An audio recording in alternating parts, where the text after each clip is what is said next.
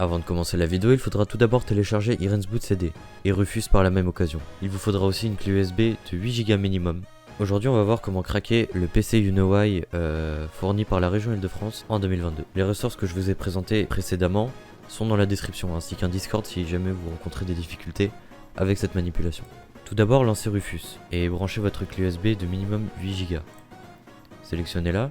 Au passage, si votre clé USB est pleine ou que vous avez des documents importants dessus, pensez bien à les sauvegarder parce que la manipulation va les supprimer. La manipulation va supprimer juste les documents qui sont stockés sur votre clé, pas sur votre ordinateur normal. Une fois que votre clé USB est sélectionnée, allez dans sélection et on va chercher du coup HBCD. Moi c'est dans download et voilà, HBCD est ici. Donc je vais le sélectionner. On va toucher à strictement rien. Normalement de base c'est déjà bon. Et on va cliquer sur démarrer. Attention, toutes les données du volume ESD, donc c'est le nom de ma clé, vont être effacées. Pour continuer cette opération, cliquez sur OK, sinon cliquez sur annule. Donc on va cliquer sur OK nous.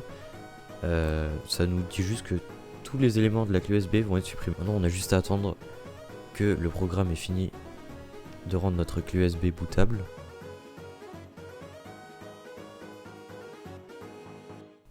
Une fois que c'est terminé, vous pouvez retirer la clé USB.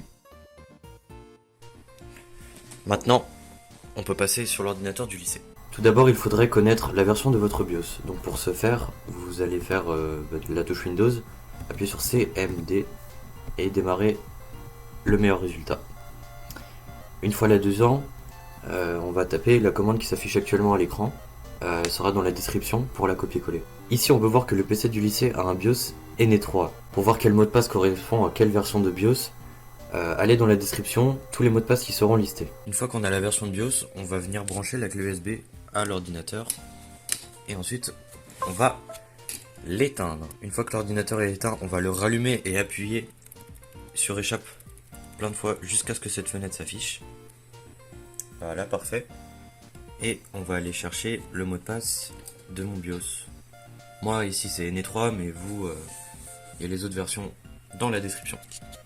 Une fois que j'ai rentré le mot de passe BIOS et que je suis finalement rentré dans mon BIOS, juste aller tout à droite grâce aux flèches directionnelles. Je vais tout à droite dans Save and Exit. Et ensuite, je vais aller sélectionner ma clé USB. Avec entrée bien évidemment. J'ai plus qu'à attendre que ça charge. Après le chargement, normalement vous devrez tomber sur cette page. Nous, ce qui nous intéresse, c'est ce dossier ici. Utilities. On va l'ouvrir, on va aller dans Security, Password, et ensuite Lay the Soft Password Recovery.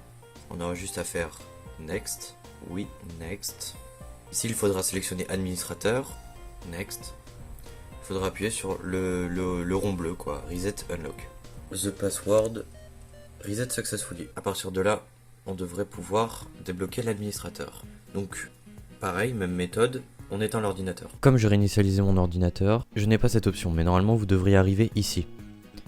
Dans l'onglet identifiant, vous devrez mettre ./, donc backslash c'est Alt 8, administrateur, sans mot de passe. Donc en gros, ./, entrée. Et normalement la session administrateur sera créée.